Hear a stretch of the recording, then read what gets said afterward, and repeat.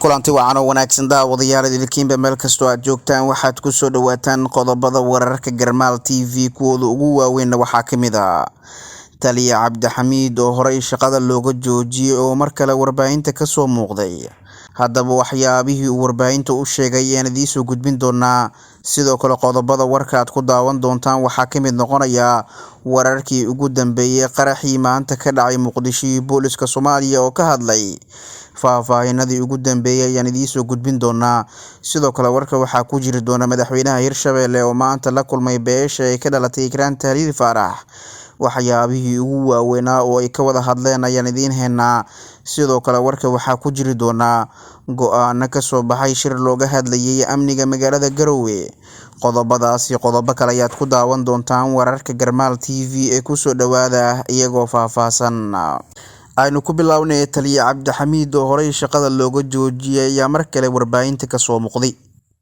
Taliyaha ciidamada badda Soomaaliya Cabdixamiid Maxamed Dirir oo kal hore shaqo joojin uu ku sameeyay madaxweynaha mudxuleedkiisu dhamaaday Maxamed Cabdullaahi Farmaajo ayaa maanta ka soo muuqday warbaahinta. Cabdixamiid ayaa waxa uu ka hadlay munaasabad ka dhacday magaalada Muqdisho taas oo loogu dabaaldegayay sanad guurida 57aad ee aasaaska ciidamada badda Soomaaliya. Taliyaha ciidamada badda Soomaaliya waxa uu sheegay in muddadii uu joogay xafiiska uu tayeeyay ciidamada badda isla markaana ay haatan diyaar u yihiin inay ilaaliyaan biyaha Soomaaliya. Ciidamada badda waynu tayeynay, baddeena waan ilaashan doonaa ayuu yiri taliyuhu. Sidoo kale waxa uu intaasi ku sii daray mar dambe ma soconayso haddii Allah awood leh idmo in badda Soomaaliya ay noqoto meel kontrabaan ah oo cid waliba iska soo gasho. Dhinaca kale hadalhayn xoogan iyo waliba falcelin ayaa ka dhalatay hadalka uu maanta taliyaha ciidamada badda ee shaqo joojinta kala hor lagu sameeyay uu siiyay warbaahinta Muqdisho, waxaana dadka isticmaala baraha bulshada ay su'aalooyin ka keeneen halkii ay ku dambeysay shaqo joojintii isaga lagu sameeyay. Si kastaba ha ahaatee, Taliya Cabdixamiid oo ahaa taliyaha ciidamada badda Soomaaliya ayaa horey eedeyn culus waxa uu jeediyay ra'iisul wasaaraha xukuumadda xilgaarsiinta Maxamed Xuseen Rooble oo ku eedeeyay in dhulboob uu ku hayo dhul ay leeyihiin ciidanka badda Soomaaliya. Hadalkaas uu sii horiyay khilaaf markaasi u dhaxeeyay madaxweynaha mudxuleedkiisu dhamaaday Maxamed Cabdullaahi Farmaajo iyo ra'iisul wasaaraha xukuumadda xilgaarsiinta Maxamed Xuseen Rooble. Taliyaha ciidamada badda Cabdixamiid Maxamed Dirir ayaa kala hore madaxweynaha mudxuleedkiisu dhamaaday Maxamed Cabdullaahi Farmaajo waxa uu sheegay in shaqadii ahayd taliyaha ciidamada badda uu ka joojiyay, taasi beddelkeedana baaritaano kala duwan lagu sameynayo waxyaabihii uu warbaahinta ka sheegay. Balse maanta ayuu mar kale warbaahinta ka soo muuqday isaga oo ka hambalyeynaya dabaaldegga sanad guurida 57aad ee aasaaska ciidamada badda Soomaaliya. Dhinaca kalena faahfaahin kala duwan waxay ka soo baxayaan qarax ka dhacay maanta Muqdisho iyadoona booliska Soomaaliya ay ka hadleen. Waxaa saaka isgoyska ceelgaabta ee gudaha magaalada Muqdisho ka dhacay qarax ismiidaamin ah uu fuliyay ruux waxyaabaha qaraxa jirkiisa ku soo xiray, waxaana qaraxaasi ka soo baxaya warar kala duwan.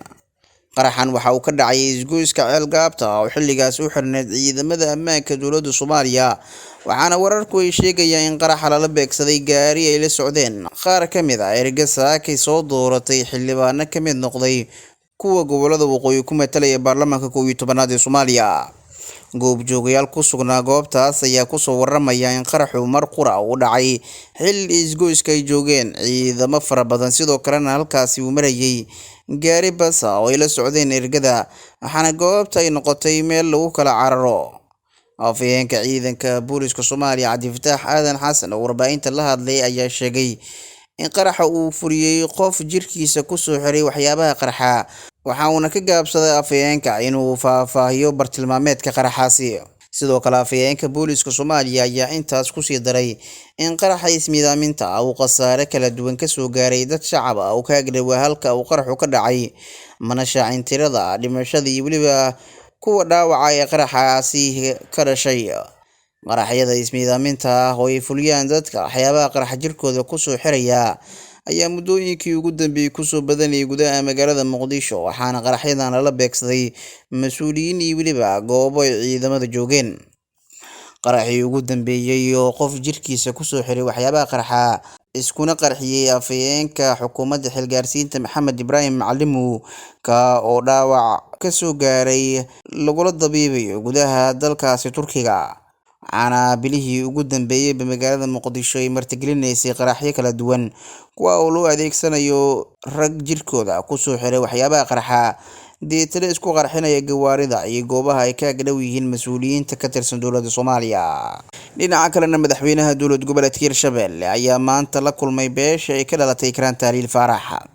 Madaxweynaha dowlad goboleedka Hirshabelle Cali Cabdullaahi Xuseen Guudlaabe ayaa maanta magaalada Beledweyne ee xarunta gobolka Hiiraan kulan kula qaatay nabadoonnada waxgaradka iyo cuqaasha beesha Gaaljecel oo ka mid ah beelaha dega gobolka Hiiraan ayna ka dhalatay sarkaalad Ikraan Tahliil Faarax, taa oo la leeyahay tan iyo sanadii hore oo ay hay'adda nabad sugidda iyo sirdoonka qaranka Soomaaliyeed NISA ay sheegeen in la dilay.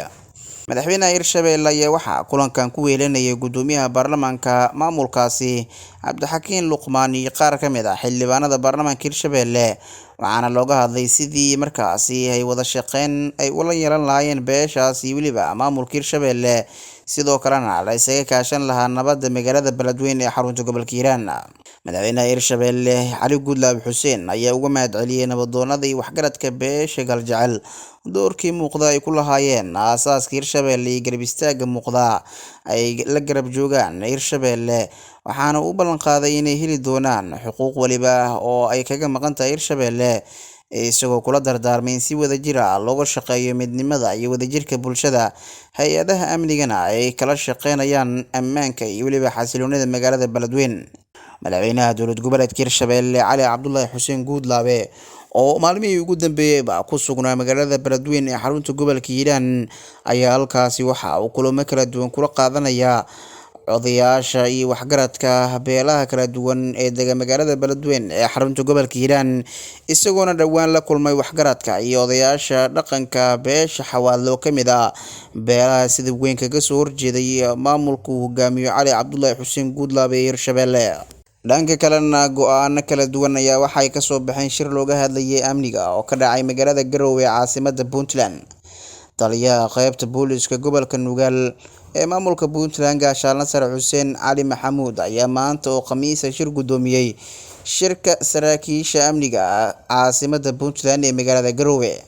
Shirkan waxaa ka qayb galay taliyayaasha saldhigyada booliska degmooyinka gobolka Nugaal iyo kontaroolada laga soo galo magaalada Garowe. Sidoo kale shirka waxaa looga hadlay xoojinta amniga guud ee caasimadda Puntland, ka hortagga maandooriyaha iyo la dagaalanka waxa loogu yeero argagixisada. Taliyaha qaybta gobolka Nugaal ee Puntland ayaa warbixino kala duwan ka dhageystay taliyayaasha saldhigyada iyo kontaroolada, iyagoona ka warbixiyay shaqooyinka sida ay u socdaan. Sidoo kale taliyuhu waxa uu saraakiisha kula dardaarmay xoojinta amniga caasimadda iyo ka hortagga falalka amni darro oo maalmihii la soo dhaafay ku soo badanayay magaalada Garowe ee caasimadda Puntland. Guud ahaan daawadayaal waxaa intaasi ku soo gabagabeynayaa wararkii aad kala socoteen Garmaal TV, tan iyo kulanti dambena waxaa idinkaga tegayaa sidaas iyo nabadgelyo.